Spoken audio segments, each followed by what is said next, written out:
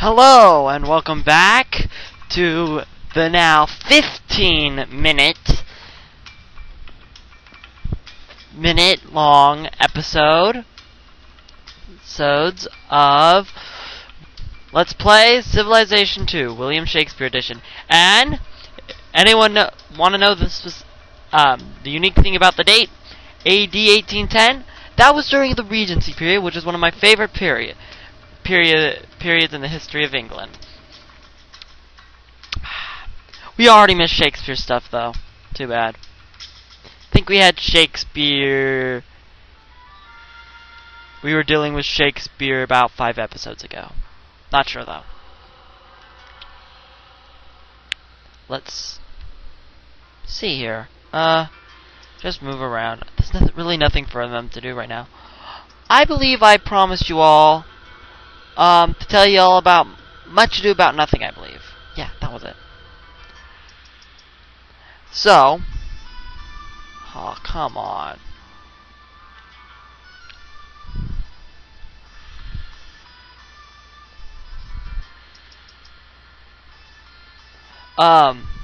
So, Much Ado About Nothing has 2 main plot lines. Again. The first is... Okay, I'll just start from the beginning. Okay, we'll withdraw. Sir Don Pedro of Aragon has just won the war against an unknown rival.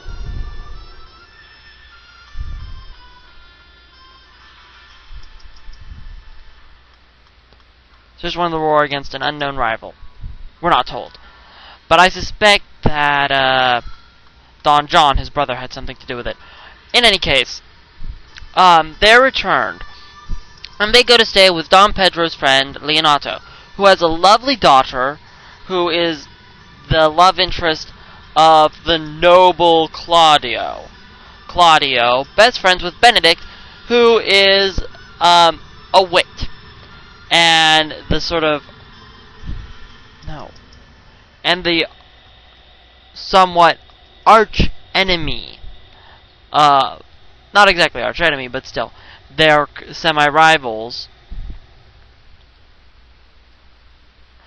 Of Miss Beatrice, who is the niece of Leonato. Beatrice and Benedict secretly like each other, but they pretend to be at best indifferent to each other. Claudio has fallen in love with Hero and asks her to marry him, with a bit of misunderstanding caused by Don John, who is a melancholy git who doesn't like anyone happy. In any case, Don John proceeds to plot with his friend Borachio to make Claudio believe that Hero was unfaithful. Nice guy, isn't he? So, meanwhile, the prince, Don Pedro, Leonato, Claudio, Hero, and Ursula, one of Hero's ladies' maids, plot to get Beatrice and Benedict together. Ooh. This one is supposed to be Pericles. Let's see how much of it I can get in. Pericles, Prince of... I'll just call it Pericles. Pericles. I'll talk to that about that in a bit.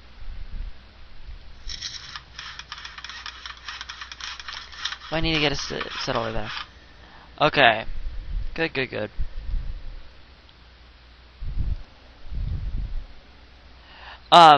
Pericles. Oh wait, I'm going back to wrong story. In any case, Beatrice and Benedict fall in love. Claudio falls for Don Pedro's trap, causing him to denounce Hero. Hero fakes her own death. Beatrice tells Benedict to challenge Claudio. Benedict does so. They're caught by a band of men who tend to be band of fools led by a very silly man known as Dogberry. Seriously, malapropism should be called Dogberryism.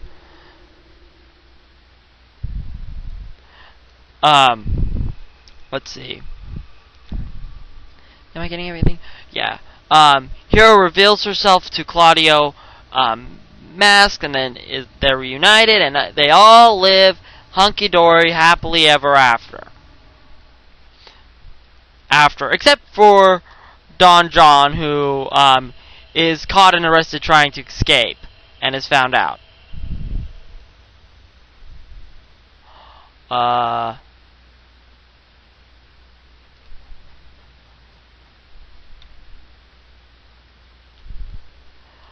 I need to change this. So yeah, that's basically Much Ado About Nothing.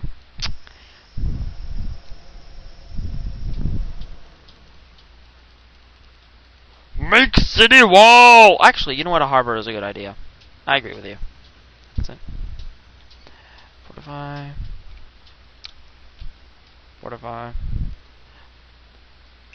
I'm actually going to automate this guy.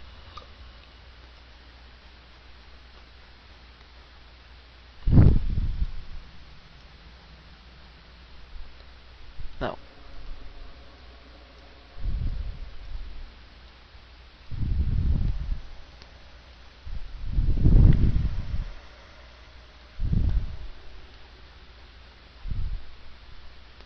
No.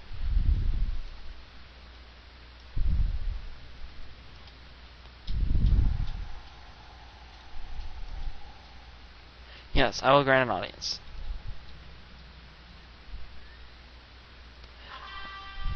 I speak for she who makes mortals tremble, Counsel Cleopatra of the Egyptians. What am I, King? Feudalism. Oh, sure, let's exchange knowledge. I like that. Feudalism. Oh, I want chivalry. Chivalry would be... Yeah, sure. Chivalry. Okay, let's exchange knowledge. Fidelity. Haha. Should have asked for a bit more, but I'm too tired.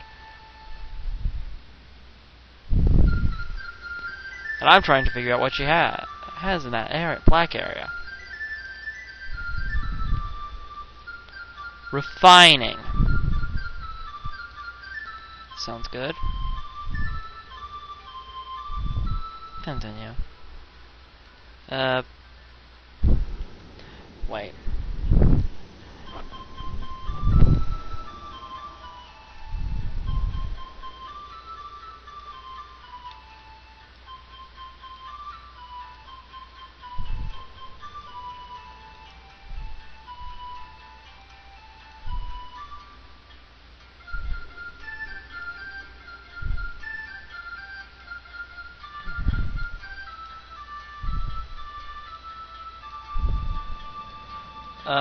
Let's see, go that way. You go that way. You go straight down. See what happens. You go there. Anyway, Pericles starts with the title character, Pericles, visiting the court of Antiochus of Antioch, trying to win the hand of his daughter. But he has to solve a riddle. And this riddle turns him off the daughter. Because the riddle basically says, and I quote, and I'm actually quoting the riddle here. I am no viper, yet I feed on mother's flesh, which did me breed. I sought a husband in which labor. I found that kindness in her. He's father's son and husband mild. I mother wife, and yet his child. How can this be, and yet in two? As you will live, resolve it you. I think even if I resolve that, even knowing what it says, he's doomed. if he says what it is. Because basically what that says is,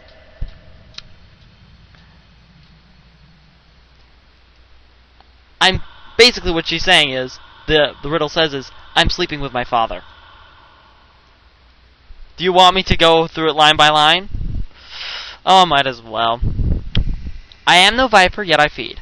Vipers on mother's flesh, which did me breed. Vipers ate their mother, killing them. They eat their way out of their mother. No. I want you to go there. Killing them.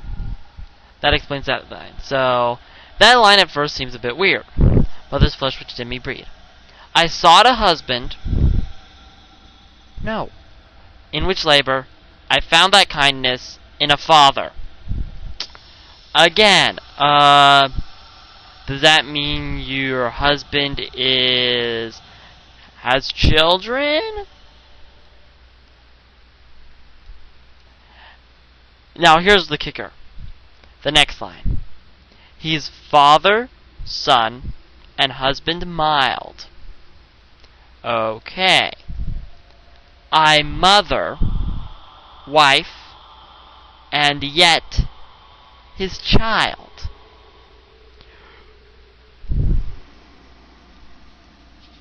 You see where this is going, don't you?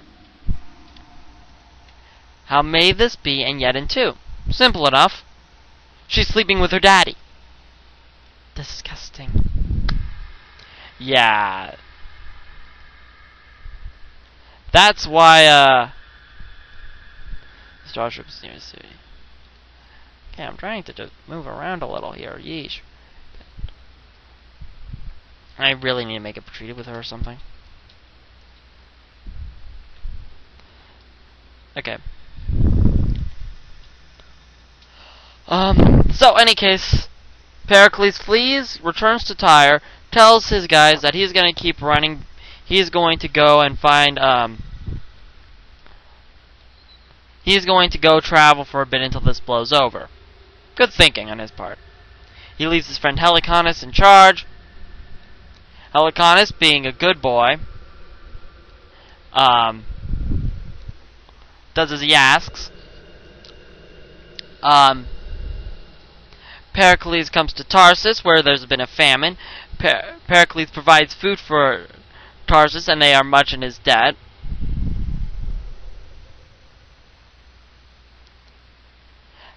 Ha! That's funny.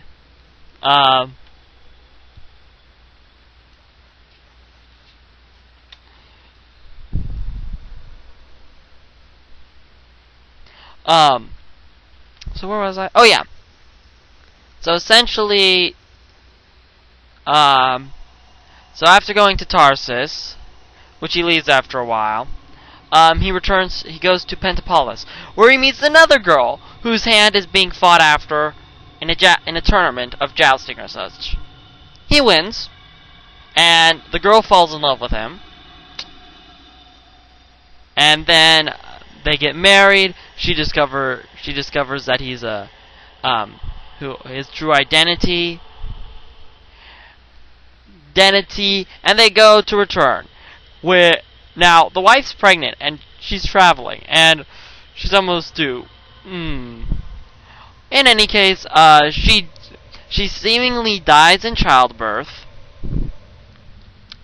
Is set into a coffin and thrown into the sea, where she washes up in Ephesus, and believing her husband Lord dead,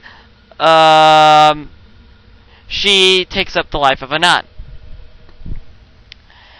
Now, her young daughter, who she gave birth to,